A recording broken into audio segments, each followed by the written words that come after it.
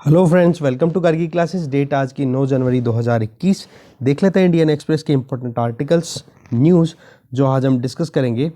सबसे पहले हम देखेंगे ये वाला आर्टिकल जिसमें 15 साल की जेल दे दी गई है 26/11 का जो प्लानर है जिसका नाम है लखवी, ये टेररिस्ट है और इंडिया ने पॉइंट किया है फाइनेंशियल एक्शन टास्क फोर्स को कि अब पाकिस्तान को ब्लैकलिस्ट में डाल दो। ठीक है, देखेंगे इस आर्टिकल में कुछ पॉइंट इंपॉर्टेंट है वो जानने की कोशिश करेंगे। ठीक है, इसके अलावा दूसरा आर्टिकल जिसके बारे में हम बात कर सकते हैं वो है औरंगजेब सेक्युलर नहीं था, ये बात बोल रहे हैं उद्धव ठाकरे, महाराष्ट्र के सीएम। ओके, तो औरंगजेब के बारे में आप थोड़ा बहुत पढ़ लेना। बाकी आपको लास्ट में वीडियो में एक इन्फॉर्मेशन मैं दूंगा कि एक नई सीरीज़ हम शुरू करेंगे जिसमें आपको कुछ इम्पॉर्टेंट जो इन्फॉर्मेशन है वो और मिलेगी। राइट, तो इस आर्टिकल में से मेन औरंगजेब के बारे में आपको देखना चाहिए। फिर इसके अलावा ये वाला जो आर्टिकल है जिसके सामने जो मैं अभी एक तरीके से एनसर्कल कर रहा हूँ कि growth silver lining but food inflation में बी डार्क क्लाउड। ठीक है, ग्रोथ है वो तो कहीं ना कहीं एक्सपेक्टेशन से थोड़ी बहुत ठीक है। पहले तो ये एक्सपेक्ट किया जा रहा था कि इकोनॉमी बहुत बुरे तरीके से कोलैप्स कर जाएगी, बट अभी जो 2020-21 का जो एस्टिमेट आया है एनएसएसओ का कि -7.7 से हमारी ग्रोथ रजिस्टर होगी या डी ग्रोथ होगी, तो ये परसेंट इतना ज़्यादा नहीं है। एक्सपेक्ट तो इससे भी ज़्यादा किया गया था, बट प्रॉब्लम कहाँ पर है? फूड इन्फ्लेशन की। देखेंगे पूरा आर्टिकल, अच्छा है, डिटेल में जानने की कोशिश करेंगे। फिर हम आर्टिकल एक देखेंगे ये वाला, यूएसए ने फिर से H1B वीज़ा रूल्स को चेंज किया है। ओके, और ये जो मेन पॉइंट है वो है की फैक्टर क्या है? Higher wages. डोनाल्ड ट्रंप के अभी 15 दिन भी नहीं बचे हैं जॉब के, 10 दिन ही बचे हैं अपनी प्रेसिडेंटशिप के, तो उन्होंने ये चीज़ फिर से रीट्रेट की है कि भाई जो भी यहाँ पर काम करने के लिए यूएसए में आते हैं लोग, उनका सैलरी लेवल आप कम से कम देखो। हायर सैलरी के लिए काम करने के लिए विदेशी लोग अगर आते हैं, चाहे वो इंडियन हो, चाइनीज़ हो, कोई भी हो, या इंडोनेशियन हो, कोई भी हो, तो उनको तभी अलाउ करो, बाकी आप H1B वीज़ा इशू मत करो। ठीक है, देखेंगे इस आर्टिकल में भी इंपॉर्टेंट पॉइंट्स को पिक करेंगे। तो फ्रंट पेज से ये इंपॉर्टेंट आर्टिकल से आगे देखते हैं। फिर अगर पेज नंबर 3 पे चलें तो हमारे पास में इंपॉर्टेंट न्यूज़ आ जाती है सबसे नीचे, जिसमें आप देखोगे गैंजेटिक डॉल्फिन्स को मारा गया है और 3 लोगों को अरेस्ट। तो अरेस्ट तो हमारे देखो काम का है नहीं, इम्पोर्टेंट है गैंजेटिक डॉल्फिन जो कि एंडेंजर्ड है उसके बारे में डिटेल पिक करना कि वाइल्ड लाइफ प्रोटेक्शन एक्ट में कौन सा शेड्यूल में है, IUCN की रेड लिस्ट में ये किस कैटेगरी में कंसिडर की जाती है। ठीक है, तो ये इंपॉर्टेंट चीज़ें हैं, ये हमें एक बार गूगल करके देख लेना चाहिए। बाकी और कुछ काम का नहीं है इसमें। देखते हैं नेक्स्ट। फिर आप जैसे ही पेज नंबर 4 पे आओगे, वहाँ पर हमारे लिए इम्पोर्टेंट चीज़ जो हम पिक कर सकते हैं वो है कि सुप्रीम कोर्ट में एक रिव्यू प्ली अप्लाई की गई है कि जो NHAI है, national highway authority of India का जो नोटिफिकेशन है जिसमें लैंड एक्वायर किया जा रहा है, उसके ऑर्डर को एक बार रिव्यू किया जाए। ठीक है, तो इसमें 2-3 जो इम्पोर्टेंट बातें हैं वो मैं यहीं पे हाईलाइट कर रहा हूँ। एक तो चेन्नई कृष्णागिरी सलेम, ये जो नेशनल हाईवे है, ये कौन सी नेशनल हाईवे, इसके बारे में पता करना है हमें। नंबर 2 कि नेशनल हाईवे का एक्ट कौन सा है, वो है 1956 का एक्ट। नंबर 3 ये कौन से प्रोजेक्ट का पार्ट है, ये है भारतमाला परियोजना का फेज़ 1 प्रोजेक्ट जो है उसका पार्ट है ये। ठीक है, तो भारतमाला परियोजना के बारे में हमें इसमें पढ़ लेना चाहिए कि कौन से मिनिस्ट्री का है, क्या इसका पर्पज़ है, वो सारी चीज़ें। ठीक है, बाकी और कुछ भी इसमें इतना काम का नहीं है जो हमें पढ़ना चाहिए। फिर इम्पोर्टेंट न्यूज़ है इसी पेज पे आप देखोगे, ये रही कॉर्नर में, कि UGC ने अपने रूल्स को अमेंड किया है और जो इंस्टीट्यूट ऑफ एमिनेंस, ठीक है, IOEs के बारे में बातचीत हो रही थी आज के 2 साल पहले, तो उनको सेटअप करने के लिए अब आप देखोगे उनके कैंपसेस को आउट ऑफ इंडिया, अब्रॉड भी अलाउ कर दिया गया है। तो क्या प्रोविजंस है, पूरा आर्टिकल देखेंगे और जानने के लिए आपके लिए बचता है तो आप गूगल करके अच्छे से देखो कि इंस्टीट्यूट ऑफ एमिनेंस का क्या प्रोविज़न है, क्या प्रोजेक्ट है, क्या टारगेट्स हैं। ठीक है, चलते हैं नेक्स्ट आर्टिकल पे। फिर एक्सप्लेन पेज पे हम बात करेंगे रिटर्न ऑफ बर्ड फ्लू के बारे में हम जानेंगे पूरा डिटेल में कि अभी तक इंडिया में आउटब्रेक कितना हो गया, कितना क्या इसका डिकोडिंग होगी, कहने का मतलब बर्ड फ्लू की ओवरऑल बात करें तो। ठीक है, और रही सही में इधर वाला जो आर्टिकल है ये आप एक बार खुद से देख देखो एग्रीकल्चर का रोल क्या है इकोनॉमी के स्लंप में, या फिर आप देखोगे क्या रोल रहता है, ठीक है, एग्रीकल्चर का हमारी इकोनॉमी पॉइंट ऑफ व्यू से। तो इसमें शेयर ऑफ इकोनॉमी में कितना कंट्रीब्यूट करता है, कितना एम्प्लॉयमेंट, कितना जीडीपी में कंट्रीब्यूशन है, मॉनसून ने कितना क्या काम किया है, ग्राउंड वाटर टेबल इंक्रीज़ हुआ है या फिर डिक्लाइन कर रहा है अभी भी लगातार, वो सारी चीज़ें, ठीक है। बट इसमें डेटा ज़्यादा है तो डेटा इतना काम का है नहीं। इससे रिलेटेड जो आपका स्टैटिक पोर्शन है, राइट, वो आपको कहीं ना कहीं इकोनॉमिक सर्वेज से पिक कर लेना चाहिए।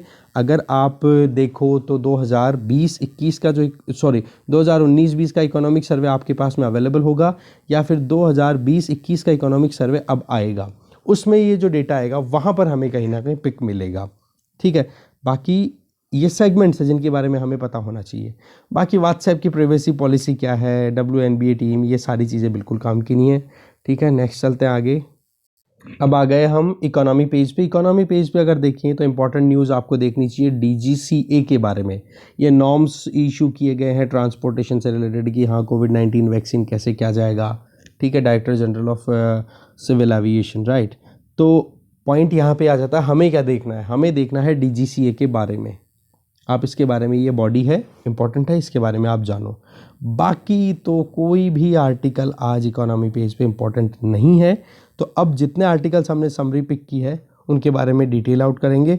उसके पहले मैं आपको एक चीज़ बता दूं, ये जो भी बॉडीज़ हैं जिनके बारे में मैंने बताया कि आपको पढ़ना चाहिए, आप खुद से पढ़ सको दैट्स ओके, ना पढ़ सको तो आपको रात तक डेफिनेटली एक हम नई सीरीज़ शुरू कर रहे हैं कि ऑल टाइम इम्पॉर्टेंट इन्फॉर्मेशन नाम से, ठीक है।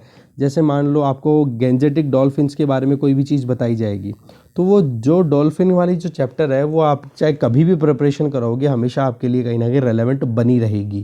तो इस तरीके की एक सीरीज़ शुरू करने वाले हैं, तो आप उसको ज़रूर फॉलो कर सकते हो। बाकी अपने लेवल पे अगर आप इन इंस्टीट्यूशन या इन पर्टिकुलर जो स्टैटिक पोर्शन है जो हमारे एग्जाम पॉइंट ऑफ व्यू से इंपॉर्टेंट होता है वो आप गूगल करके भी कर सकते हो, उसमें कोई प्रॉब्लम नहीं है, ठीक है। तो चलिए देखते हैं कि एक आर्टिकल को। सबसे पहला आर्टिकल है जो लखवी है उसको पकड़ लिया गया है, फट्फ की बात करेंगे। तो एक तो institution financial action task force, इसके बारे में गूगल करना ज़रूर आप। बाकी इसमें जो काम की चीज़ है वो ये है, एक तो कि इसको टेररिस्ट डिक्लेयर कर दिया गया है, UN के द्वारा भी डिक्लेयर किया हुआ है। और आपको पता होना चाहिए कि पाकिस्तान जो है वो इस तरीके के कदम कब उठाता है, ठीक है। ये ज़कीउर रहमान लखवी जो है, इसका अरेस्ट जो हुआ है ये आप देखोगे पाकिस्तान की गवर्नमेंट ने कराया, और वो भी कब, क्योंकि APJG मतलब एशिया पैसिफिक जॉइंट ग्रुप जो है उसकी मीटिंग होने वाली है, और रही सही में फाइनेंशियल एक्शन टास्क फोर्स की मीटिंग होने वाली है। तो उनको कहीं ना कहीं दिखाना चाह रहा है पाकिस्तान कि हम अपनी तरफ से बहुत ही ज़्यादा प्रोएक्टिवली काम करते हैं टेररिज्म के अगेंस्ट में, हम टेररिज्म को रोकना चाह रहे हैं।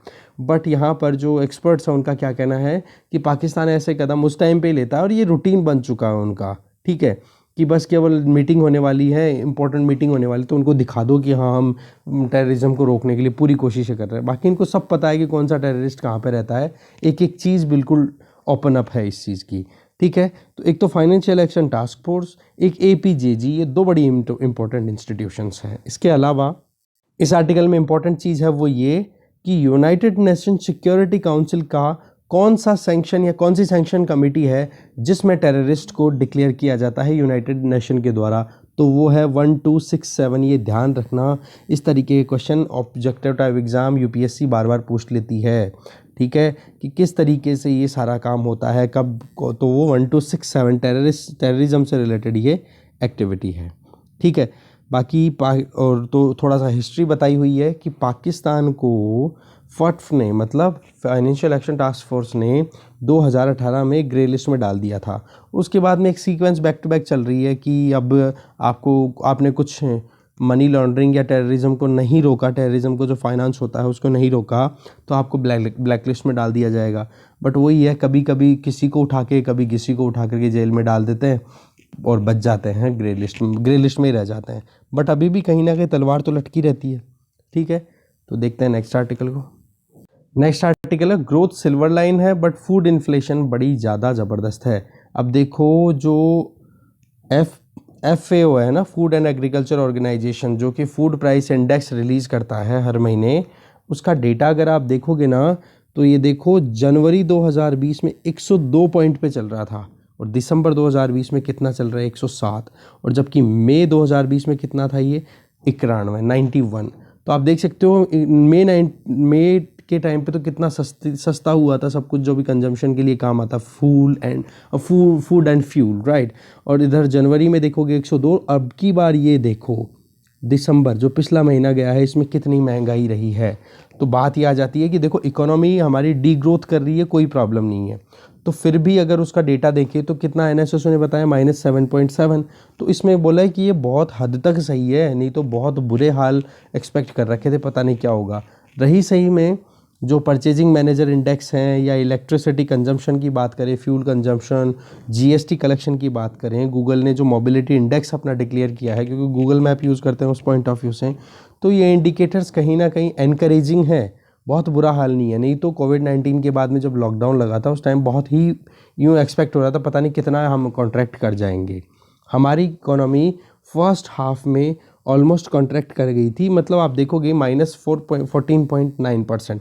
अब देखते हैं सेकंड हाफ में कितना क्या होता है, वो फाइनल डेटा जब आएगा, क्योंकि अभी तक फ़िलहाल तो एस्टिमेशन ही हमारे पास में अवेलेबल है। तो यहाँ पर हम देखते हैं कि ये जो FAO है उसका क्या प्रोविज़न है ये जो फूड प्राइस इंडेक्स है उसको लेकर के।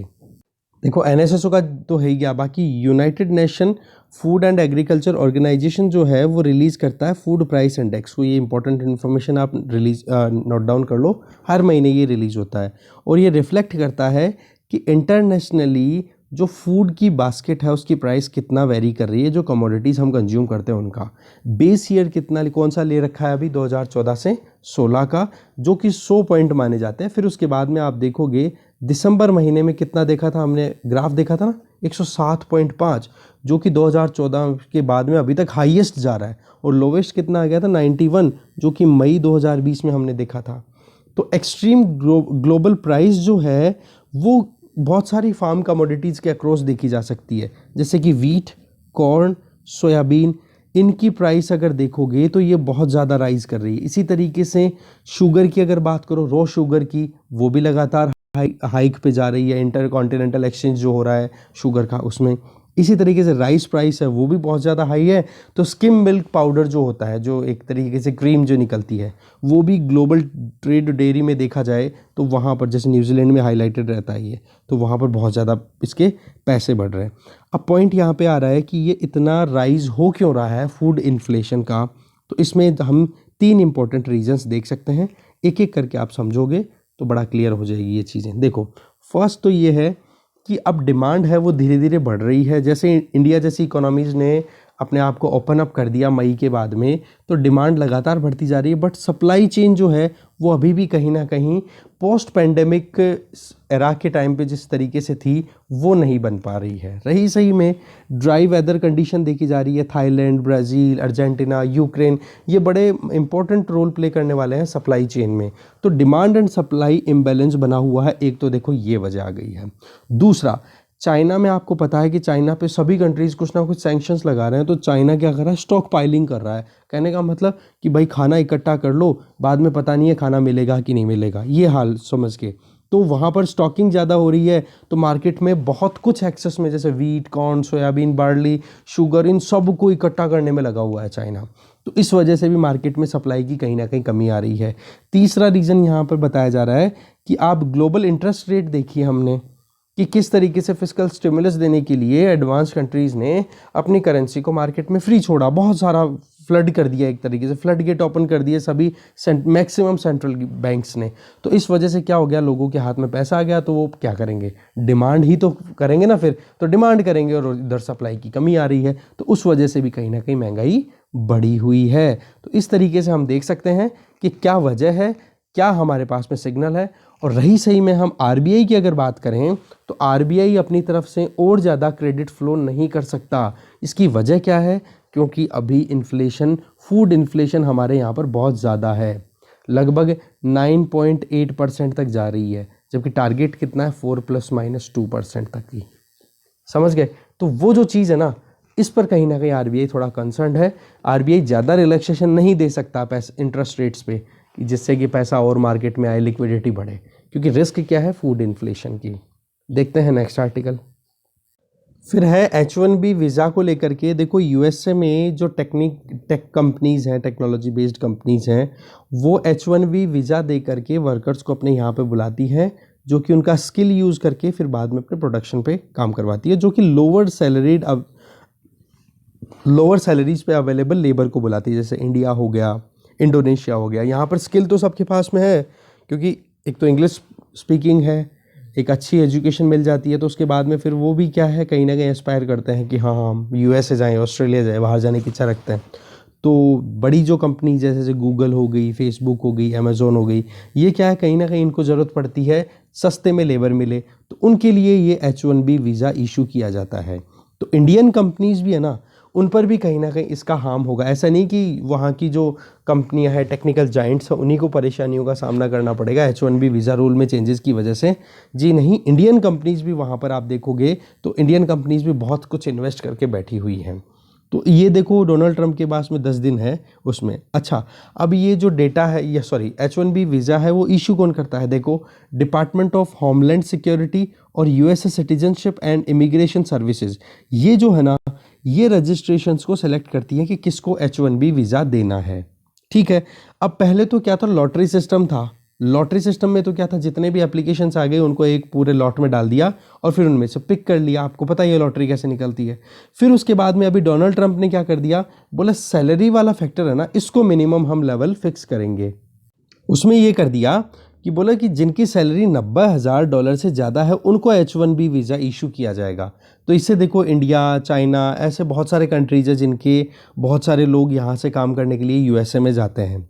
ठीक है, तो ये जो चीज़ है ये कहीं ना कहीं डिस्करेजिंग हो रही है। अच्छा, अब ओवरऑल अगर देखें, यूएसए एडमिनिस्ट्रेशन जो है वो हर साल लगभग 85,000 H1B वीज़ाज परमिट इशू करता है, जिसमें 65,000 तो जो होते हैं वो स्पेशलिटी जो काम करने वाले होते हैं, जैसे डॉक्टर्स, इंजीनियर, साइंटिस्ट हैं, उनके लिए कुछ ऑक्यूपेशन के लिए रिलीज़ करते हैं। बाकी 20,000 जो H1B वीज़ा होते हैं, जो कोई मास्टर या फिर higher university education degree courses करने के लिए यूएसए में जाते हैं, उन बच्चों के लिए दिया जाता है। बट अभी क्या है, सिलेक्शन क्राइटेरिया क्या कर दिया गया है, वही बात, सैलरी को मिनिमम कर दिया गया है, तो थोड़ी सी प्रॉब्लम का सामना करना पड़ रहा है। आज अगर इंडियंस की अगर बात करें तो इंडियंस लगभग 1.84 लाख वीज़ा के लिए एप्लीकेशन किया जाता है इंडियंस के द्वारा यूएसए में। लगभग टोटल जितना एप्लीकेशन लगती है उनमें 67% तो इंडियन से अप्लाई करते हैं। ठीक है, तो इंडिया पर थोड़ा सा कहीं ना कहीं इसका हम अटैक हो सकता है, हम समझ सकते हैं। और रही सही में ये जो कानून बना दिया ना, जो नए रूल्स बनाए हैं H1B वीज़ा के लिए, कि जो इमिग्रेंट्स हैं या फिर नॉन इमिग्रेंट वर्किंग वीज़ाज हैं, ठीक है, उनके लिए बोले ये कानून 60 दिन के अंदर अंदर का मतलब इन फंक्शन आ जाएगा। ठीक है, फिर बात आ जाती है जो ग्रीन कार्ड होल्डर कौन से हो गए, जैसे मान लो यूएसए का भी उनके पास में रहने का रेजिडेंशियल पार्ट है और वो लोग इंडिया में आकर भी सेटल हो सकते हैं, तो उनको बस एक साल में 1-2 चक्कर काटने की नौबत आती है। ठीक है, तो वो ठीक है। तो पॉइंट यहाँ पे मेन जो आ जाता है वो डिस्ट्रप्शन वाला ही आता है। जाते जाते डोनाल्ड ट्रंप फिर से एक डिस्ट्रप्शन कर रहे हैं। ओके, H1B वीज़ा के बारे में आप थोड़ा सा और सर्च करके देख लेना। ठीक है, और बाकी गाफा जैसी बड़ी कंपनियाँ जो गूगल, माइक्रोसॉफ्ट, फेसबुक, ट्विटर और बाकी और जो कंपनियाँ हैं वो कहीं ना कहीं थोड़ा सा, अब मतलब अमेज़ोन और एप्पल का तो इतना बनता नहीं है, बाकी टेक्नोलॉजी जाइंट है वो कहीं ना कहीं इस चीज़ को लेकर के थ्रेटन्ड है कि इस तरीके से थोड़ा ना होता है कोई काम। प्रेशर भी बना रहे हैं यूएस गवर्नमेंट पे, ऐसी बात भी नहीं है। नेक्स्ट आर्टिकल देखते हैं। नेक्स्ट आर्टिकल है, यूजीसी ने अपने रूल अमेंड किए हैं और जो इंस्टीट्यूट ऑफ एमिनेंस है उनको अलाउ कर दिया है कि भाई आप अपने कैंपसेस अब्रॉड में भी इस्टेब्लिश कर सकते हो। तो इसके लिए आप देखोगे इस्टेब्लिशमेंट से पहले उन इंस्टीट्यूशंस को सर्टिफिकेट लेना पड़ेगा मिनिस्ट्री ऑफ एक्सटर्नल अफेयर्स के साथ में और साथ में मिनिस्ट्री ऑफ होम अफेयर्स से, तब जा कर के वो इंस्टीट्यूट IOE जो हैं वो अपना यूजीसी की अप्रूवल के बेसिस पे इंटरनेशनली अपना कहीं पर भी जा कर के इंस्टीट्यूट इस्टेब्लिश कर सकते हैं। तो ये आप देख सकते हो, जो अभी नई जो एजुकेशन पॉलिसी आई है उसमें एनविसाज किया हुआ था, उसी चीज़ को कहीं ना कहीं ध्यान में रखते हुए कैंपसेस अब्रॉड इसको कहीं ना कहीं एनकरेज किया जा रहा है। ठीक है, अब आप देखो कि टोटल अभी तक फाइनलाइज इंस्टीट्यूट ऑफ एमिनेंस है वो है 18 और उनमें से IIT Delhi, IIT Kharagpur, IIT Madras और IIT बॉम्बे हैं। ये नाम आप ज़रूर देख लेना, काउंटिंग जरूर ध्यान में रखना। ठीक है, फिर उसके बाद में मिनिस्ट्री से NOC लेकर के, NOC किससे, वही बात आ गई, रिपीट हो रही, कुछ नया नहीं है, इसी चीज़ को अमेंड किया गया है। और ये जो डीम्ड यूनिवर्सिटी के तौर पे कंसिडर किए जाएंगी इन यूनिवर्सिटीज़ को, तो वो स्टैंडर्ड्स को फॉलो करेंगी जो ऑन शोर कैंपस है, मतलब इंडिया में जो कैंपस है उन्हीं प्रोसीजर्स को फॉलो किए जाएंगे ऑफशोर मतलब अब्रॉड भी, ठीक है। और कहीं पर भी अगर कंप्लायंस में प्रॉब्लम आती है, एक एम्पावर्ड एक्सपर्ट कमेटी बैठेगी रिव्यू करने के लिए। अगर कहीं पर भी कुछ भी फॉल्ट मिला, ठीक है, मान लो आईआईटी दिल्ली है, ठीक है, आईआईटी दिल्ली ने अपना कैंपस डाल दिया अबू धाबी में, और अबू धाबी में वो सेम प्रोसीजर फॉलो करेंगे जो कि यहाँ पर दिल्ली में फॉलो करता है मेन कैंपस में। अब यहाँ पर अबू धाबी वाले कैंपस में अगर कुछ गड़बड़ियाँ मिली इस कमेटी को, एम्पावर्ड एक्सपर्ट कमेटी को, तो ये जो यहाँ का मान्यता है, यहाँ की जो एफिलिएशन है वो कैंसिल कर दी जाएगी। ये चीज़ और ध्यान में रखने वाली बात है। परफॉर्मेंस में कोई कॉम्प्रोमाइज़ नहीं होगा, चाहे वो अब्रॉड में हो या ऑफशोर कैंपस हो या फिर मेन कैंपस हो, ठीक है। नेक्स्ट आर्टिकल देखते हैं। नेक्स्ट आर्टिकल है एक्सप्लेन पेज से the return of bird flu. इसमें हम देखेंगे, देखो बर्ड फ्लू, एवियन इन्फ्लुएंजा के केसेस हमने देखे, रिपोर्ट्स भी देखी है बहुत सारी। केरल, राजस्थान, मध्य प्रदेश, हरियाणा, हिमाचल प्रदेश और महाराष्ट्र में भी बहुत सारे केसेस देखे। महाराष्ट्र में तो अलर्ट ही डिक्लेयर कर दिया गया है। तो ऐसे करके जो बर्ड की डेथ देखी जाए, क्रॉस हो गए, माइग्रेटरी बर्ड्स तो थे, उनकी भी डेथ हुई है। तो कहीं ना कहीं सैंपल्स बहुत सारे मिले हैं, तो एंजाइटी चारों तरफ फैली हुई है अभी, और इस वजह से कहीं ना कहीं एग्स, चिकन, इनके कंजम्पशन को भी कहीं ना कहीं एक बार रोक दिया गया है, लोग भी अलर्ट हो गए हैं। अब बात आ जाती है इन्फेक्शन से रिलेटेड। देखो ये जो एवियन इन्फ्लुएंजा या बर्ड फ्लू है ना, ये नेम इसलिए आता है क्योंकि एक वायरल इन्फेक्शन है जो कि बर्ड्स को इन्फेक्ट करता है। बट इसका मतलब ये नहीं केवल बर्ड्स तक ही कन्फाइंड है जी, नहीं, बिल्कुल, ये अदर एनिमल्स और ह्यूमन बीइंग को भी इन्फेक्ट करते हैं, ठीक है। इसके बहुत सारे स्ट्रेन हैं, बट मेजरली जो इफेक्ट करता है वो है H5N1। इसके अलावा H7 और H8 का स्ट्रेन जो है इस वायरस का, वो भी इन्फेक्शन क्रिएट करता है। वायरस सबसे पहले कहाँ पे इसको स्पॉट किया गया था, तो 1996 में चाइना में किया गया था, गीज में, ठीक है। और उसके बाद में आप देखोगे तो इंडिया में हमारे कहाँ पर देखा गया था सबसे पहला आउटब्रेक, 2006 में नंदुरबार जगह है महाराष्ट्र में, वहाँ पे लार्ज स्केल पे फिर पोल्ट्री बर्ड्स को एक साथ मतलब उनकी कलिंग की गई। कलिंग का मतलब मास सेलेक्टिव किलिंग, ठीक, कलिंग बोलते हैं। अभी राजस्थान, मध्य प्रदेश, केरल में हमने देखा कि जो वायरस स्ट्रेन मिला है वो कौन सा मिला है, H5N8, जबकि हिमाचल प्रदेश में जो स्ट्रेन मिला है वो कौन सा, H5N1। ओके, ह्यूमन ट्रांसमिशन, जी देखो ह्यूमन ट्रांसमिशन होता है, और सबसे पहला ह्यूमन ट्रांसमिशन या ह्यूमन इन्फेक्शन देखा गया था हांगकांग में 1997 में। जो वर्कर्स काम करते हैं ना इनमें, पोल्ट्री फार्म में या फिर इन बर्ड्स के आसपास में, उनके इन्फेक्शन हो जाता है। मोर्टेलिटी रेट ह्यूमन बीइंग में 60% तक है, तो कम नहीं कह सकते कि 100 में से 60 जनों के इन्फेक्शन, मतलब 100 के इन्फेक्शन है तो 60 जनों की डेथ होना बहुत बड़ा नंबर है ये। तो इसमें तो कहीं ना कहीं अलर्ट और एंजाइटी दोनों कहीं ना कहीं आती ही है, इसमें कोई टेंशन वाली बात है ही नहीं, हमें अलर्ट रहने की ज़रूरत है। फिर बात आ जाती है कि कॉमन क्या है अभी फ़िलहाल में, अभी देखें तो देखो 2006 से लेके 2018 के बीच में अगर देखें तो इंडिया ने अभी तक 225 एपी सेंटर देखे हैं जहाँ पे बर्ड फ्लू के केसेस देखे गए हैं, ठीक है। जिसमें से फार्मर्स को जब उनकी कलिंग हुई, लगभग ये जो पोल्ट्री फार्म के जो बर्ड्स हैं, लगभग 83.49 लाख बर्ड्स की कलिंग हुई, ठीक है। तो फार्मर्स का लॉस भी होता ही है, तो उनको कॉम्पनसेशन भी दिया जाता है फिर गवर्नमेंट के द्वारा, लगभग देख लो 26.37 करोड़ रुपए तक का कॉम्पनसेशन दिया हुआ है।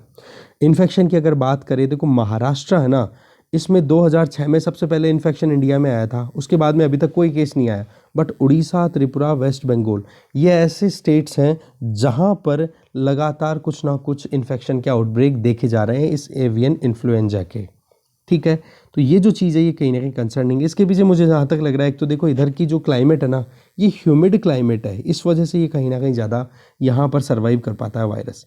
अब बात आ जाती है कि बोला मीट, एग या फिर जो चिकन खाते हैं उन लोगों के लिए चिंता का कारण, देखो इंडिया में इतना ज़्यादा प्रॉब्लम की बात नहीं है जितना कि साउथ ईस्ट एशियन कंट्रीज़ में रहती है। ऐसा क्यों? क्योंकि हमारे यहाँ पर खाना पकता है हाई हीट पे, लगभग 100 डिग्री सेल्सियस के टेम्परेचर पे ही खाना पकता है, तो ये वायरस वहाँ पे सर्वाइव कर ही नहीं सकता, क्योंकि 70 डिग्री के बाद में ये वायरस बिल्कुल ख़त्म हो जाता है। जबकि साउथ ईस्ट एशियन कंट्रीज़ जो है वहाँ पर क्या होता है, खाना ज़्यादा कुकिंग नहीं किया जाता, तो वहाँ पर वायरस ज़्यादा सर्वाइव कर पाता है, ठीक है। तो अभी फ़िलहाल तो देखो कहीं ना कहीं $1 बिलियन के से भी ज़्यादा का लॉस हो गया है इस बीमारी की वजह से, क्योंकि वही बात है, मास किलिंग करनी पड़ती है जो चिकन्स होते हैं उनकी, तो उस वजह से इंडस्ट्री में तो डैमेज तो आता ही है ना। और कंजम्पशन और डिमांड भी है, वो भी अब कम हो रही है। इंडिया में आप देखो यहाँ पे डेटा आ रहा है, अच्छा है ये डेटा, कि हमारे यहाँ पर 30 करोड़ पोल्ट्री बर्ड्स का कंजम्पशन होता है, 900 करोड़ एग्स का कंजम्पशन होता है हर महीने इंडिया में। आप देख सकते हो कितना ज़्यादा ये फिगर है। तो इस पर एक बार तो ब्रेक लगेगा, डर तो है ही, किसी ना किसी एंजाइटी तो रहती है ही। तो डिस्कशन यहीं ख़त्म है, ये लास्ट आर्टिकल था आज का अपना। Thank you very much.